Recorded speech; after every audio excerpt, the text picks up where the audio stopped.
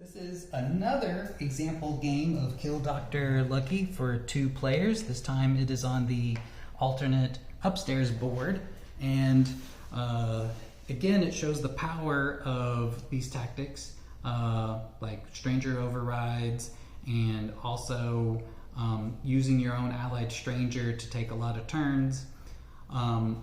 So in this game, the first human player, Orange, will win through these tactics, and the third player, human Gray, they will take 1 turn, and then the rest of their turns will be skipped via stranger overrides. And as the doctor loops through the board, Orange will be drawing cards, and purple stranger will be attacking several times, and Orange will be able to attack 1 time for every time that the doctor makes a cycle through the board. Okay, so Orange is first, and also this very strong attack only requires 1 move card on Orange's starting hand. So Orange uses their only move card to move to Skipper's Rest, which is the first room that anyone can be activated by the doctor. Doctor moves up, Pink's turn, Pink moves down, Doctor moves up, and it's Gray's turn, and Gray decides to move to 18, which let's imagine that they do that because they don't want to use a move card, so they have to move to either 18 or 16. Both are very well connected rooms because both rooms are along this major hallway, and they're also along the stairway. So you can basically move to any room in 1 step except for the white room. So these are great rooms to be in.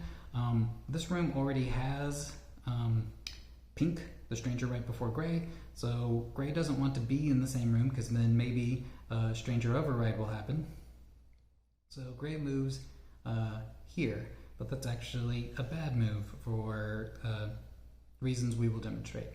Okay, so they move there, Doctor moves up, Purple moves down, Doctor moves up, and Orange wants to set up a stranger override. And so after Orange's turn, Pink is going to move down a room. So let's use our free move to move Pink to 1 room above where Gray is, so that when Pink moves down, they move into the same room as Gray. So that's the...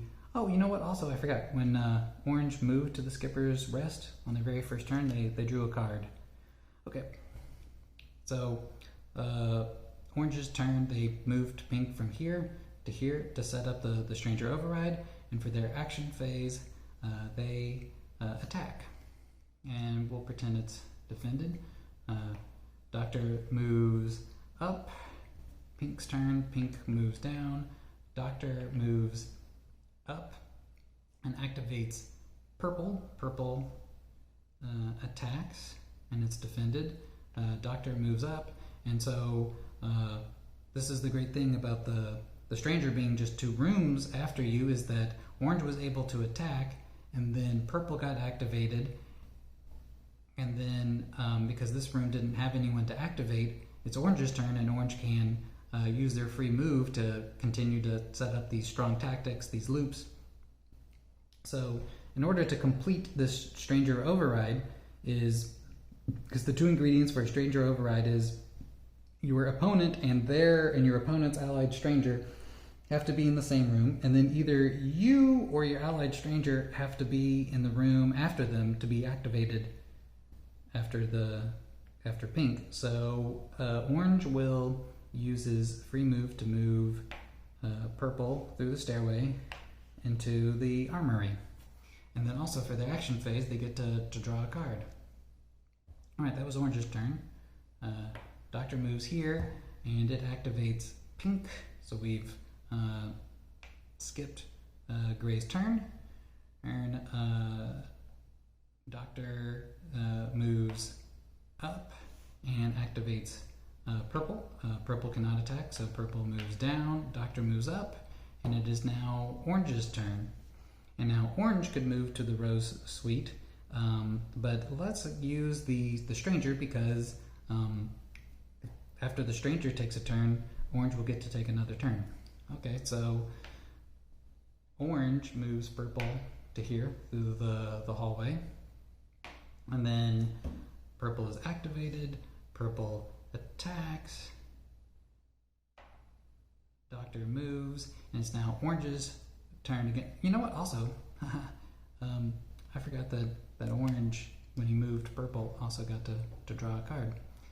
Okay, so this is after Purple's attack, and Doctor moved on. It's now Orange's turn, and Orange could move Purple right here to immediately be activated and to attack, but if we think ahead about setting up the next Stranger Override, where this is in the same room as Gray, we need Pink to move. So what will happen is, instead of moving Purple here, we'll move Purple here, and Purple will get activated by the Stranger, but Pink will move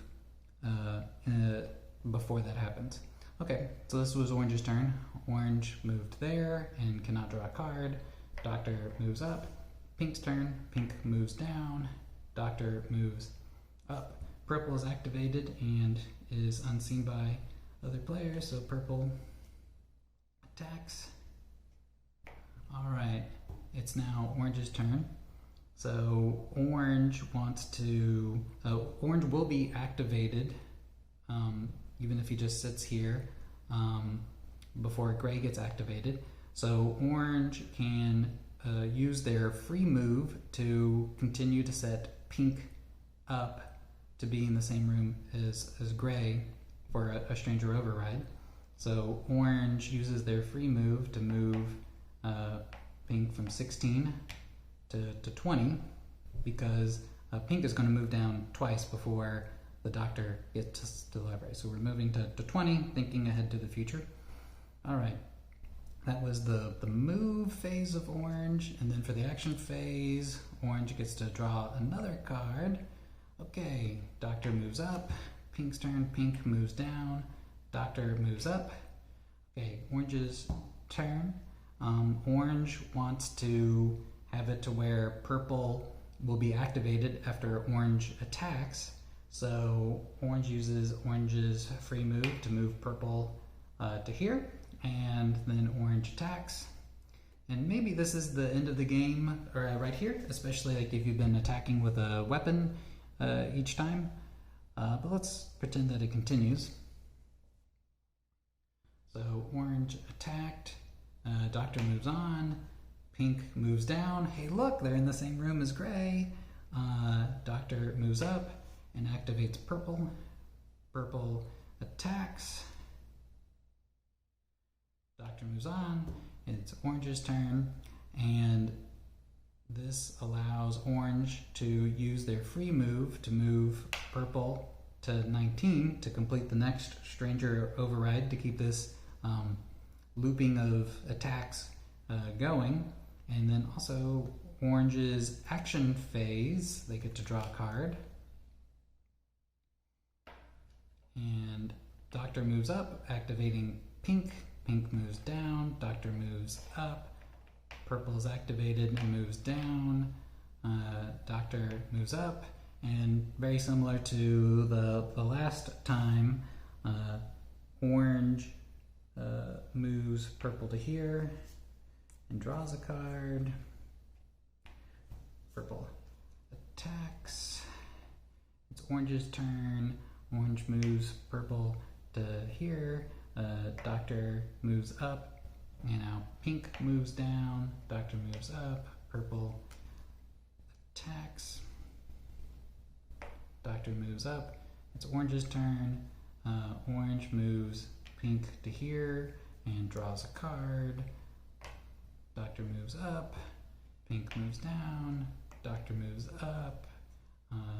Orange uses their free moves for Purple to here. Orange attacks. Doctor moves up. Pink moves down. Purple attacks. And then Orange's turn, and Orange moves this here, and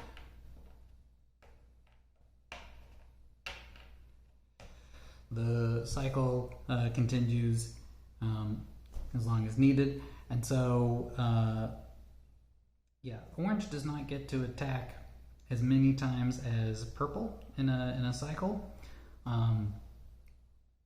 But they do get to attack. They also get to draw cards. So it's possible that, now I like to play where if your allied stranger delivers the killing blow to Dr. Lucky, you win. And likewise, if your opposing stranger kills Dr. Lucky, then your human opponent wins. I kind of like that. But if you're playing with the official rules, with this, you might even want to like defend an attack from your allied stranger so that you can do another attack and then win the game. Or you can always abort this fairly early. Like, imagine like this attack happened and you're like, wow, my opponent probably doesn't have many cards or clovers left, and therefore my next attack can probably win it. And so instead of continuing with the stranger attack, you could just do this and attack,